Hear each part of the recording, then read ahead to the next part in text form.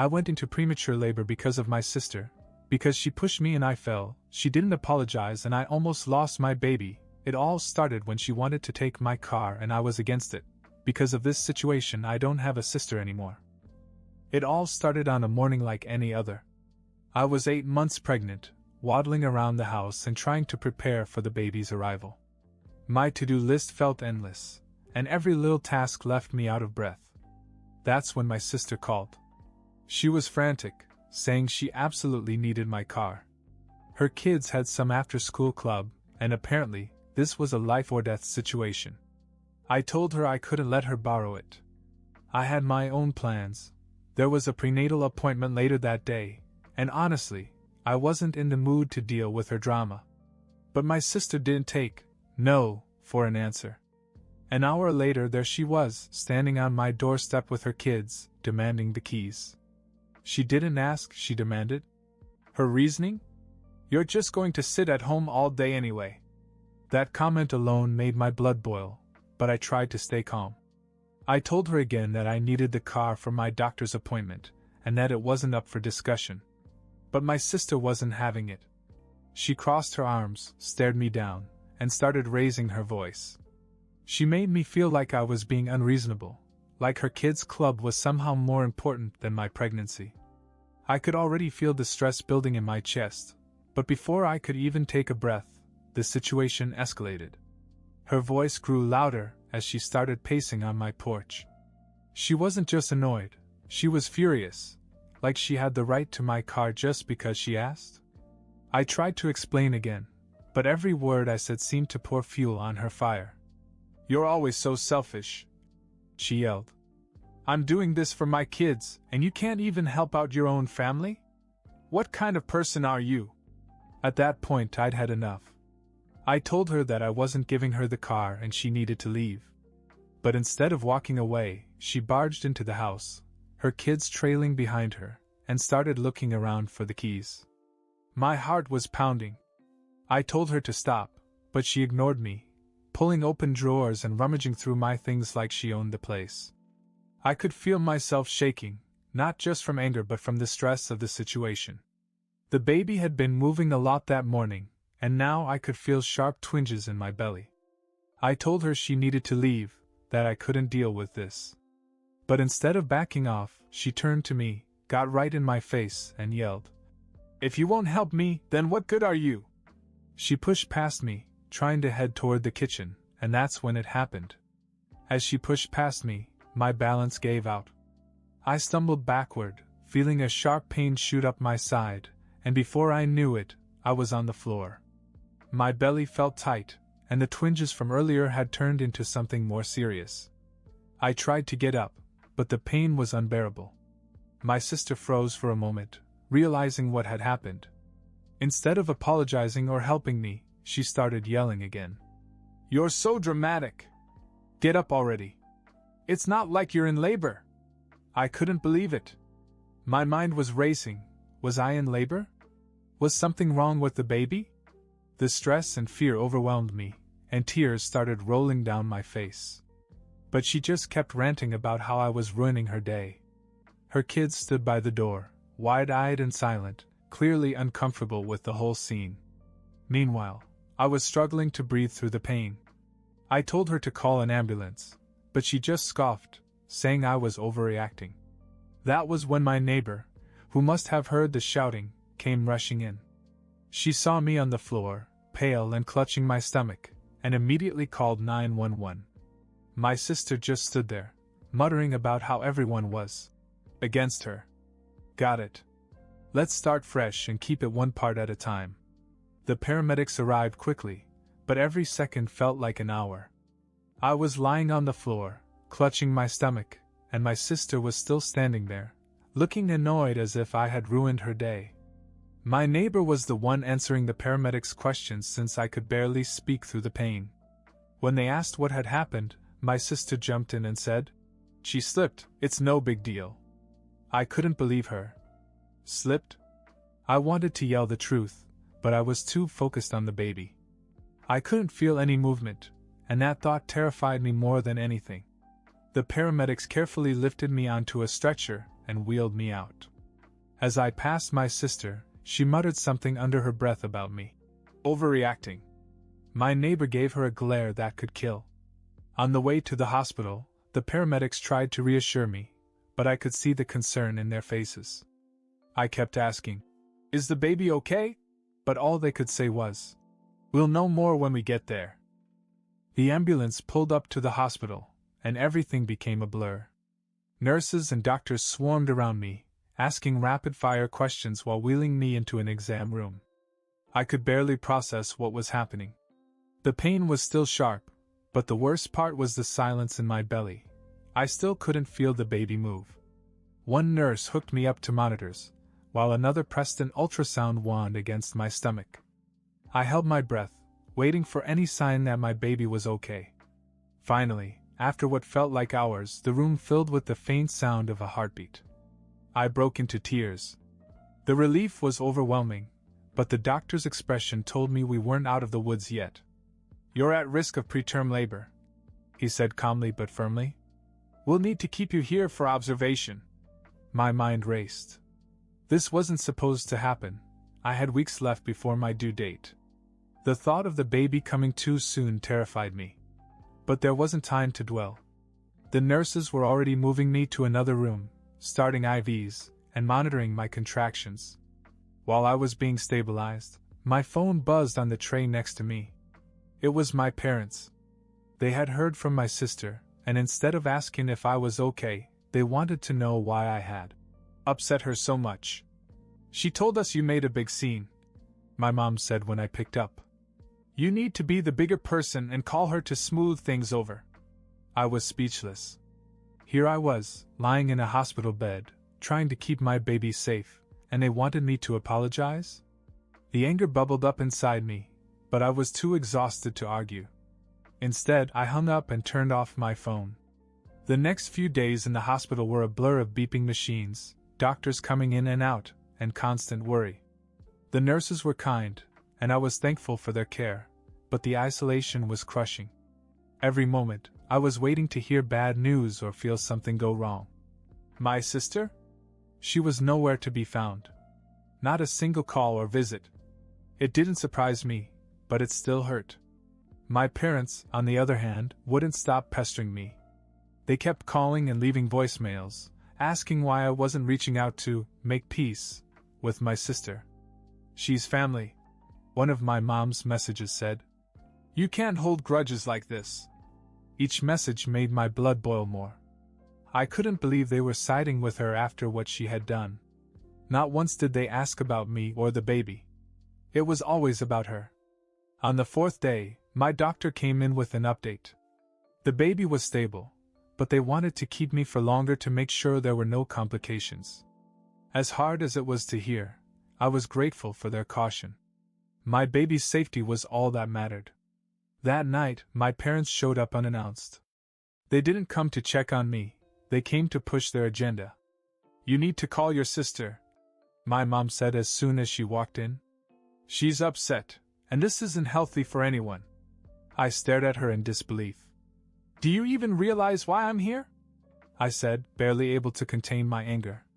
She pushed me. I could have lost my baby. Instead of acknowledging what I said, my mom waved her hand dismissively. "She didn't mean it. You know how she gets." That was it. I told them to leave. I didn't shout or argue. I just pointed to the door. When they hesitated, I pressed the call button for the nurse. "You can come back when you care about me and this baby," I said. After I told my parents to leave, the room fell silent. I stared at the ceiling, trying to process everything. The people who were supposed to support me, the ones who should have cared the most, had just walked out, choosing my sister's feelings over my safety. For the first time in a long while, I felt completely alone. No family checking in, no messages of concern. Just the steady beeping of monitors and the occasional kind smile from a nurse. It was painfully clear who truly cared about me and who didn't. Days turned into a week. The doctors kept me and the baby under close observation, and while the contractions slowed down, they warned me to take things easy. I wasn't ready to go home yet, but at least the baby seemed to be stable for now. At the end of the second week, everything changed. Late one night, I woke up to sharp pains that felt different from the ones before. The nurses rushed in, and before I knew it, the delivery team was prepping me for an emergency C-section. I was terrified, but I didn't have time to panic. Within hours, my baby was born, a tiny, fragile boy who came into the world fighting. They whisked him off to the NICU before I could even hold him, but just knowing he was alive gave me a glimmer of hope. Recovery was slow, and every day felt like a battle. I wasn't allowed to leave my bed, and every minute that passed without holding my baby felt like an eternity. But the nurses kept me updated, and knowing he was in good hands kept me going. The NICU felt like another world, quiet except for the steady hum of machines and the occasional cries of tiny fighters like my son. Every nurse and doctor became a part of my routine, their faces a mix of reassurance and urgency. But that day, something changed. It started when a new doctor entered my son's room. She introduced herself as Dr. Alvarez, a specialist called in to oversee the most fragile cases. She was calm, confident, and had a way of explaining things that made me feel like we had a real shot. "We're seeing progress," she said with a small smile. "Your son is responding better than expected. He's a fighter, just like his mom." Her words gave me a flicker of hope I hadn't felt in weeks. But just as she walked out, a nurse rushed in with a worried expression. "There's a visitor downstairs for you," she said hesitantly. For a second I froze. Visitor? My mind immediately raced to my parents, or worse, my sister. I reluctantly left the NICU and made my way to the waiting area, my stomach tightening with every step. But when I turned the corner, it wasn't who I expected. "Hey, love!" There he was, my husband. His uniform was wrinkled, his eyes tired, but he was here. After all the months apart, the weight of everything came crashing down, and I burst into tears. He crossed the room in 3 long strides, pulling me into a hug, careful of my still healing body. "I came as soon as I could," he said, his voice cracking. "I'm sorry I wasn't here sooner." For the first time in weeks, I felt like I wasn't completely alone. My husband's presence brought a calmness I hadn't experienced since this nightmare began. But of course, peace doesn't last long when my family is involved. The next day, just as my husband and I were about to head to the NICU to see our son, the nurse at the front desk stopped me. "Your parents are here," she said cautiously. I froze. My stomach churned with a mix of frustration and exhaustion. I didn't have the energy for their guilt trips, not now. But before I could process what to do, they were already walking toward me, expressions caught somewhere between guilt and defiance. My mom spoke first, her voice laced with the same tired plea I'd heard too many times. "We've been worried about you. You need to let this go and talk to your sister. She's upset too, and it's not healthy to hold on to this anger." I could feel my blood boiling. "Upset? She's upset? I'm the one in the hospital because of her." My dad tried to step in, his tone softer but just as infuriating. "Families fight. You need to forgive her. She's your sister, and she made a mistake." Before I could respond, my husband stepped forward. His voice was calm, but there was an edge to it I rarely heard. "Let me get this straight. You're here, not to ask how she's doing, not to see your grandson, but to tell her to forgive the person who put her in this hospital." My parents looked taken aback. My mom stammered, "We just want everyone to move past this." "Move past this?" he repeated, his voice rising. "She nearly lost the baby, and you're worried about her sister's feelings?" When they didn't respond, he pointed to the door. "If you can't support her right now, you need to leave. And don't come back until you figure out what actually matters." They looked at me one last time, as if expecting me to stop him, but I didn't. I just watched as they turned and walked away. A few days after my parents left, I was finally starting to feel a little lighter.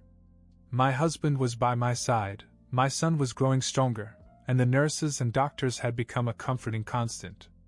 For the first time in weeks, there was a sense that things might actually get better. But, as always, my sister had a way of ruining everything. It was late in the afternoon when I saw her. I had just returned from the NICU, ready to rest for a bit, when I heard a familiar voice echoing down the hospital corridor. My heart sank. There she was, standing by the nurse's station, casually chatting with one of the staff like nothing had happened. She was holding a coffee cup in one hand and her phone in the other, scrolling as if she were here for a social visit. I couldn't believe it. After everything she had done, putting me in the hospital, not visiting once, ignoring my calls, she had the audacity to show up now? When she noticed me, she smiled, as if we were on good terms. "Hey, I thought I'd stop by and see how you're doing," she said, her tone dripping with insincerity. I stared at her, dumbfounded. "You thought you'd stop by?" I repeated, my voice shaking with anger. She shrugged. "Well, Mom and Dad said you were being dramatic again, but I figured I'd come check on you anyway." That was it. I didn't care who was around, I let her have it. My sister huffed, clearly offended, but instead of leaving quietly, she made one last attempt to shift the blame. "You're blowing this way out of proportion," she snapped. "I came here to check on you, and this is the thanks I get?" I stared at her, completely stunned. My husband, on the other hand, wasn't about to let her spin the narrative. "You came here for yourself," he said sharply. "Not for her, not for the baby. And honestly, you've done enough damage. Just leave." For a moment, I thought she might actually listen, but then she dropped a bombshell. "Fine, but don't expect me to help when you need it. And don't be surprised if Mom and Dad side with me after I tell them how you treated me today." She said it with so much arrogance, as if she still thought she was in the right. That was it for me. I walked up to her, my hands shaking, and pointed to the door. "Get out. You're not welcome here anymore," I said, my voice firm even though I felt like I might collapse. She rolled her eyes, grabbed her coffee, and strutted out like she'd won some kind of argument.